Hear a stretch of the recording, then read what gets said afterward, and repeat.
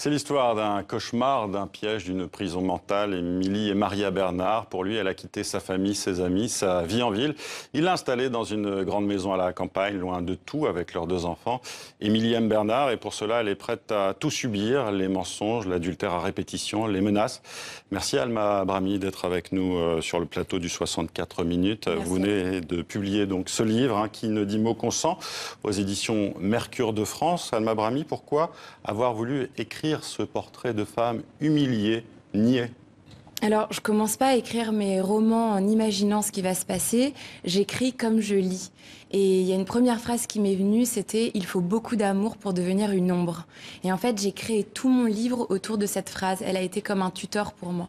Vous n'avez pas du tout été inspiré par l'actualité du moment. On parle beaucoup justement de ces pervers narcissiques, ce qu'est sans doute Bernard, le mari d'Émilie. Alors moi, je suis pas psy, donc j'ai pas à poser de diagnostic sur mes personnages. Mais on pense à ça, évidemment. Quand oui, vous effectivement. Mais sans doute, j'ai été inspirée par tout ce que je peux voir. J'absorbe tout ça. Mais en tout cas, j'en ai pas conscience. Et j'ai vraiment enfin, pour moi, ce qui est le plus important dans mon écriture, c'est de créer des personnages, de créer une situation et de partir d'une situation où mon personnage est entravé et d'essayer de le sauver. Qu'est-ce qui vous intéressait aussi dans cette histoire? Est-ce que c'était la description de cette manipulation au moment où vous avez donc commencé à écrire? Jusqu'où on peut aller aussi par amour ou par ce qu'on croit être l'amour? Alors, je me suis vraiment placée dans la peau d'Émilie et en fait, j'ai essayé de tomber amoureuse de son mari, de comprendre pourquoi elle était avec lui.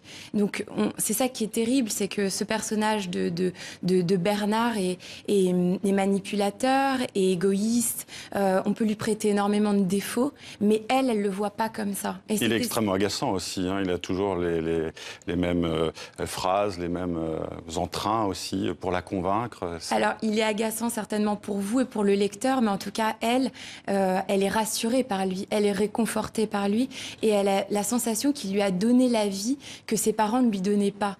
Donc, elle reste avec lui, elle est obligée d'être avec lui, parce que sans lui, elle n'est rien. C'est aussi ça, la manipulation. Et interroger le couple aussi, c'est ce qui vous intéressait? Oui, la longévité de ce couple, puisque les enfants sont partis de la maison, ils sont grands, et en apparence, c'est totalement idyllique. Ils sont dans une belle maison, il y a une vigne, il y a les tomates rouges, tout a l'air formidable. Il y a une maison avec une chambre d'amis et tout a l'air bien. Et en fait, derrière cette image-là, c'est une femme qui souffre et qui n'en a pas encore conscience. Et petit à petit, elle se rend compte que sa situation n'est pas normale. Oui, elle va mettre du temps. Et justement, pourquoi reste-t-elle silencieuse si longtemps? Parce qu'elle a l'impression de ne pas comprendre la situation. À chaque fois qu'elle ouvre un peu les yeux, elle se dit « mais non, c'est pas possible qu'il me fasse subir ça ».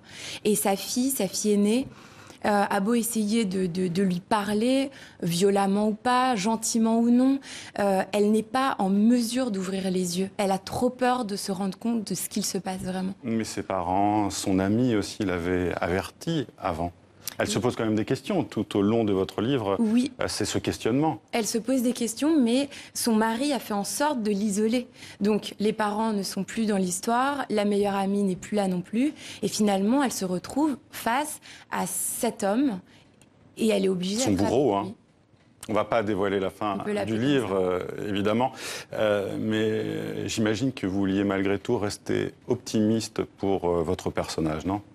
Oui, j'essaye toujours de mettre une petite lumière ou un peu d'espoir.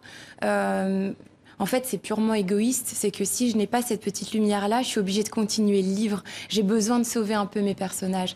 Donc, à chacun de mes romans, j'ouvre une petite porte. C'est pas une grande porte, mais j'en ouvre une quand même. C'est important pour vous, justement, cette idée de rédemption ? Important, j'ai besoin d'espoir, moi aussi, pour continuer aussi à écrire et à créer. Donc oui, je suis obligée de la sauver. Merci Alma Brami d'être venue nous parler de votre livre Qui ne dit mot consent, qui est publié aux éditions Mercure de France. Merci à vous d'avoir été avec nous. Merci.